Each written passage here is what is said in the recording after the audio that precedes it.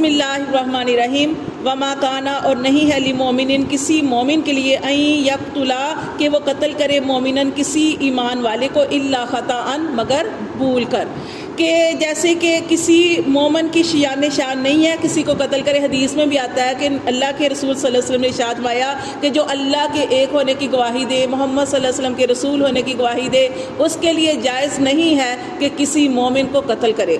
کسی مومن کا خون بہانا جو ہے اس کے لیے حلال نہیں ہے مگر 3 صورتوں میں۔ ایک صورت آپ کو میں نے بتائی ہے کہ اگر کسی نے کسی کو قتل کیا تو اس کے بدلے میں اس کو قتل کیا جائے گا، یہ اس کا کیا ہوا؟ قصاص۔ قصاص کے بارے میں ہم پڑھ چکے ہیں پیچھے بھی، اور اللہ تعالیٰ نے تورات میں بھی ارشاد فرمایا تھا، اس تورات میں بھی یہی حکم تھا کہ جیسے ہم پیچھے پڑھ چکے، کان کے بدلے کان، ناک کے بدلے ناک، دانت کے بدلے کسی نے آپ کا دانت توڑا آپ بھی دانت توڑ سکتے ہیں، کسی نے آپ کا کان کاٹا آپ بھی کاٹ سکتے ہیں، کسی نے آپ کو تھپڑ مارا آپ بھی مار سکتے ہیں، کسی نے آپ کو قتل کیا آپ بھی اس کو قتل کر سکتے ہیں، اور زخم کسی نے آپ کو زخم دیا آپ بھی اس کو زخم پہنچا سکتے ہیں۔ ٹھیک ہے، یہ قصاص ہوتا ہے۔ یہاں پہ آیا کہ کسی مومن کے لیے جائز نہیں ہے کسی کو قتل کرے، لیکن 3 صورتوں میں ایک صورت یہ ہے کہ کسی نے کسی کو قتل کیا تو اس کے بدلے میں اس کو قتل کیا جائے گا، یہ ایک صورت ہے۔ دوسری صورت یہ ہے کہ کوئی شادی شدہ ہو کر زنا کا کام کرے، یہ اس کی دوسری صورت ہے، تب اس کو قتل کیا جائے گا، اور آپ جانتے ہیں اس کی سزا رجم ہے۔ ٹھیک ہے، اس کو پتھر مار مار کے ہلاک کیا جائے گا۔ تیسری صورت کیا ہے؟ تیسری صورت اسلام قبول کرنے کے بعد وہ اپنے دین سے پھر جائے، مرتد ہو جانا۔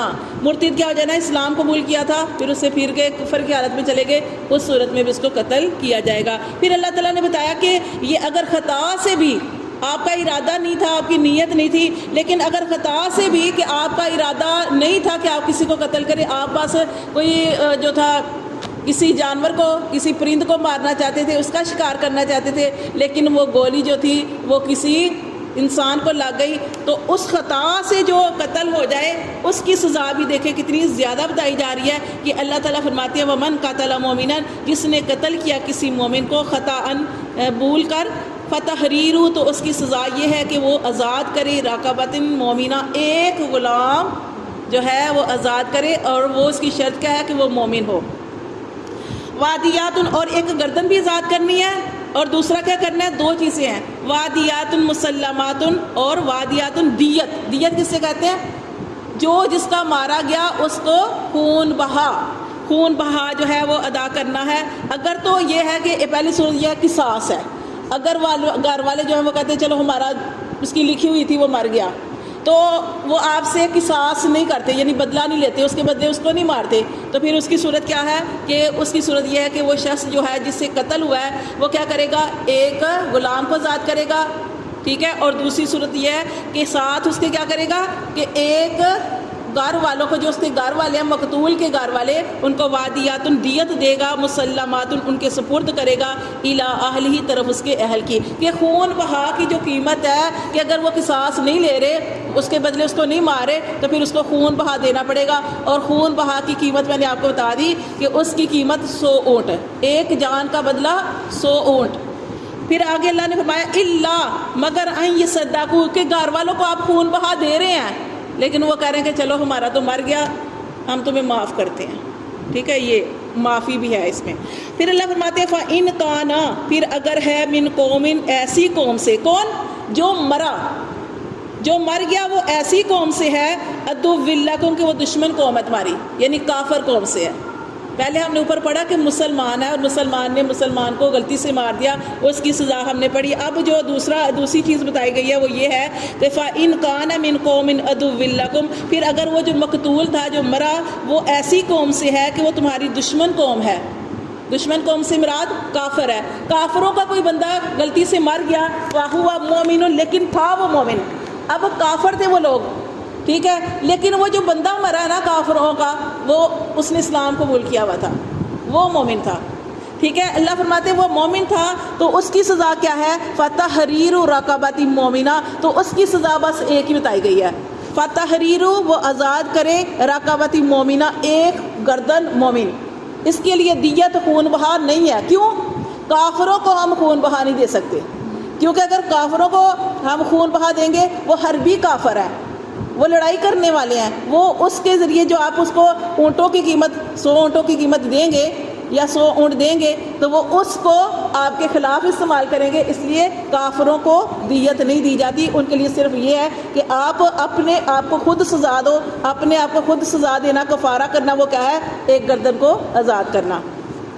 پھر دیکھیں تیسری صورت بتائی گئی ہے وَإِنْ كَانَ مِنْ قَوْمٍ، پھر اگر وہ ہے جو مارا گیا وہ ہے من قومن ایسی قوم سے بینکم کہ تمہارے درمیان و بینہم اور ان کے درمیان میثاق عہد ہو چکا ہے.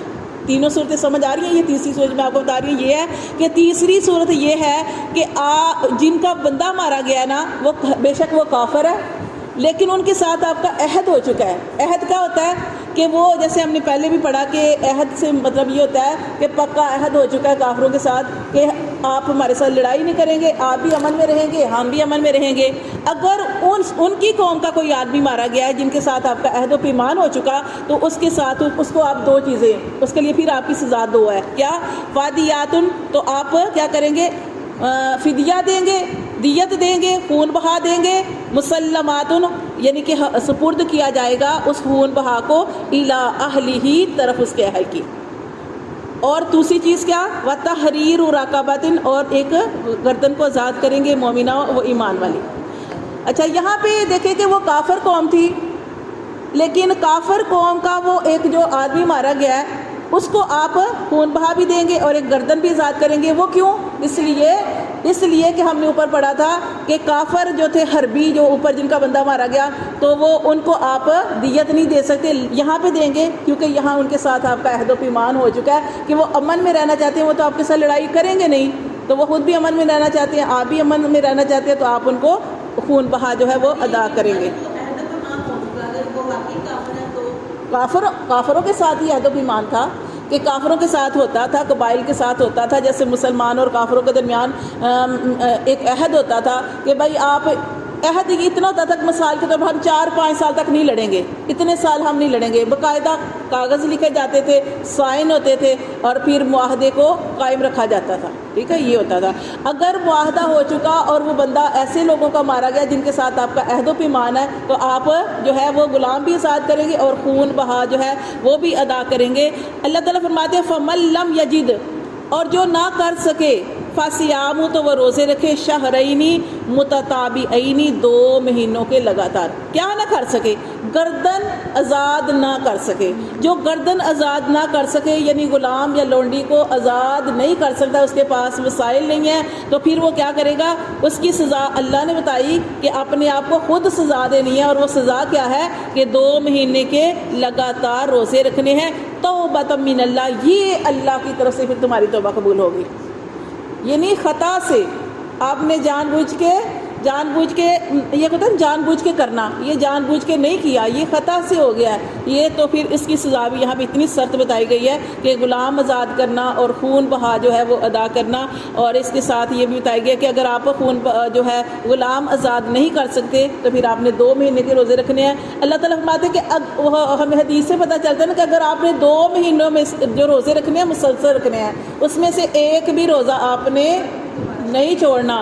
ہاں اگر کوئی مجبوری ہو، جیسے عورتوں کو حیض و نفاس کا مسئلہ ہے وہ، اور ایک شرعی مجبوری ہے، یا کوئی بچہ پیدا ہونے والا ہے جیسے، تو وہ ایک شرعی عذر ہے، وہ ٹھیک ہے. اس کے علاوہ جو ہے آپ روزے نہیں چھوڑ سکتے. اگر آپ کا ایک بھی روزہ جو ہے وہ چھوٹ گیا تو آپ کو دوبارہ روزے جو ہیں وہ رکھنے پڑیں گے. اللہ فرماتے ہیں یہ اس کی سزا ہے. وَقَانَ اللَّهُ، اور ہے اللہ علیمًا حکیمًا، اللہ تعالیٰ خوب جاننے والا، خوب حکمت والا ہے. پھر دیکھیں اللہ تعالیٰ فرماتے ہیں وَمَن يَقْتُلْ، اور جو کوئی قتل کرے مومناً، کسی مومن کو، متعمداً، جان بوجھ کر. اب یہاں پہ جان بوجھ کے قتل کیا، جان بوجھ کر، اس کا ارادہ ہی یہی تھا کہ میں نے فلاں کو قتل کرنا ہے. اب اس کو خواہ کسی گولی سے مارا، خواہ اس کو ڈبکی یعنی سمندر میں ڈبو کے مار دیا، خواہ اس کو جلا کے مار دیا، خواہ اس کو کوئی گلا کاٹ کے مار دیا، کسی بھی صورت میں آپ نے مار دیا، جلا کے مار دیا، یعنی آپ کی ارادہ تھا کہ اب میں نے اس کو قتل کرنا ہے. تو اللہ فرماتے ہیں فَجَزَاؤُهُ، اس کی سزا یہ ہے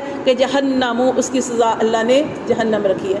جان بوجھ کر کسی کو قتل کرنا. اور یہ دیکھیں ہمارے معاشرے میں کتنے قتل ہو رہے ہیں. تو اللہ فرماتے ہیں کہ اس کی سزا جہنم ہے، خالدن فیہا، وہ اس جہنم میں ہمیشہ رہے گا، وغضب اللہ علیہ، اور اس پر اللہ کی ناراضگی ہے، ولعنہ، اور اس پر اللہ کی لعنت ہے، وعد، اور اس کے لیے تیار کیا لہ، اس کے لیے عذابا عظیما، اللہ تعالیٰ نے بڑا عذاب تیار کر رکھا ہے۔ اب کیا اس کی توبہ قبول ہی نہیں ہے توبہ قبول، یہاں پہ اللہ تعالیٰ نے بتایا کہ اس کی یہ سزا ہے، تو پھر آگے علماء کے جو بیان یا تفسیر میں ہم پڑھتے ہیں کہ اللہ تعالیٰ نے ہمیں پھر کچھ صورتیں بتائی ہیں نا، کہ اگر وہ پکا سچا ارادہ کر لے، اللہ سے معافی مانگ لے، جو بھی معاملہ ہو گیا اس پر سدا روتا رہے اور اپنی غلطی پر ندامت جو ہے وہ اس کا اظہار کرتا رہے، تو اللہ تعالیٰ سچے دل سے جو بھی معافی مانگی جائے گا اللہ تعالیٰ اس کو قبول کر دے گا۔ ورنہ یہاں پہ کیونکہ حضرت عباس رضی اللہ تعالیٰ فرماتے ہیں، انہوں نے اس کی تفسیر یہ بیان کیا کہ اس کی معافی نہیں ہو سکتی، ٹھیک ہے، لیکن ہم پڑھتے ہیں کہ اللہ تعالیٰ نے قرآن مجید میں ارشاد فرمایا کہ مایوس نہیں ہونا چاہیے۔ اللہ تبارک و تعالیٰ جو ہے وہ سنتے ہیں، حدیثوں سے ہمیں پتہ چلتا ہے کہ جب انسان پکی سچی توبہ کرتا ہے، اللہ کی طرف رجوع کرتا ہے، اپنے گناہوں کی معافی مانگتا ہے اور اپنے اس گناہ کو یاد کر کر کے روتا رہتا ہے، تو اللہ تعالیٰ اس کی سارے گناہوں کو معاف کر دیتے ہیں۔